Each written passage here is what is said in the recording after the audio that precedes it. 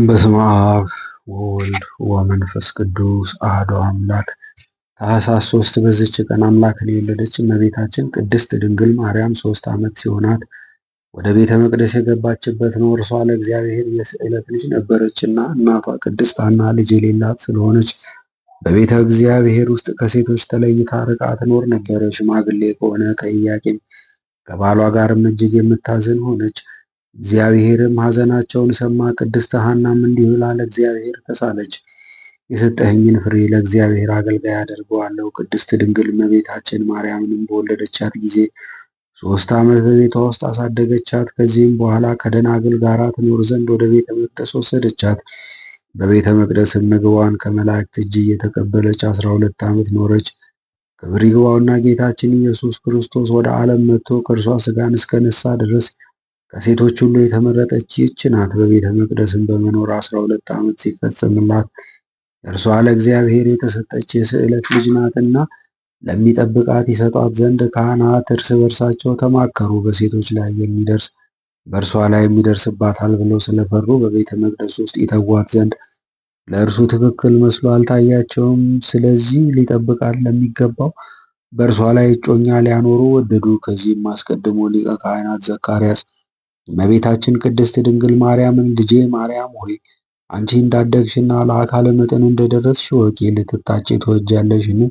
እግዚአብሔርን የሚፈራ መልካም የሆነ የተባረከ ጎልማሳን ፈልጊልሽን? ወይም በሕይወትሽ ዘመን ሁሉ በቤተ መቅደስ ተቀምጠሽ እግዚአብሔርን ልታገለግዩ የምትሺ ከሆነ በሴቶች ላይ የሚደርሰው በሚደርስብሽ ወራት ወደ ቤተ መቅደስ ደጅ ከመግባት ትጠበቂ ዘንድ በኦሪቱ የተጻፈውን የርግማን ሥርዓት በአንቺ ላይ እንሰራለን አላት። ቅድስት ድንግል እመቤታችን ማርያም እነሆ እኔ የእግዚአብሔር አገልጋዩ በፊታችሁ ነኝ።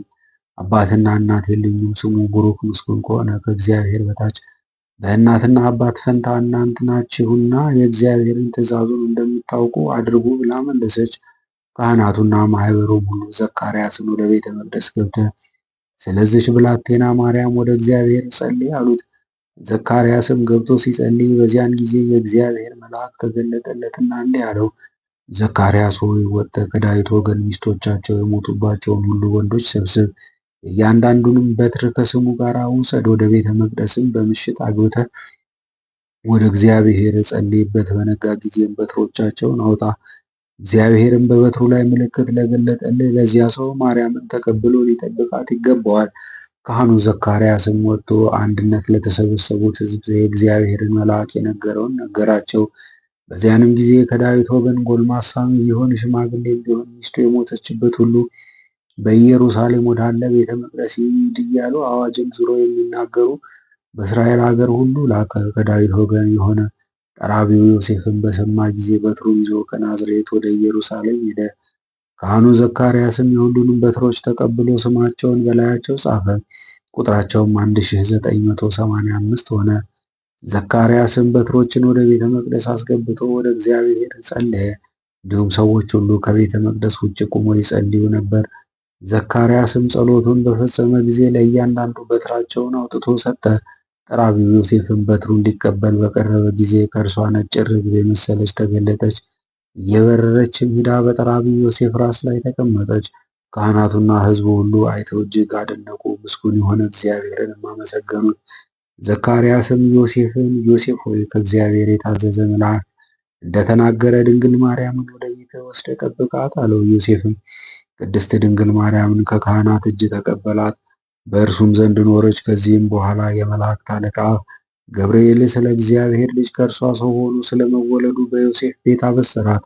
ለእግዚአብሔር ምስጋና ይሁን፣ እኛንም በአማላጅነቷ ይማረን፣ በረከቷም ከእኛ ጋር ይኑር ለዘላለሙ አሜን። በዚችም ቀን የሊቀ መላእክት ፋኑኤል የበዓሉ መታሰቢያ ነው። ለእግዚአብሔር ምስጋና ይሁን፣ እኛንም በፋኑኤል አማላጅነት ይማረን፣ በረከቱም ከእኛ ጋር ትኑር ለዘላለሙ አሜን።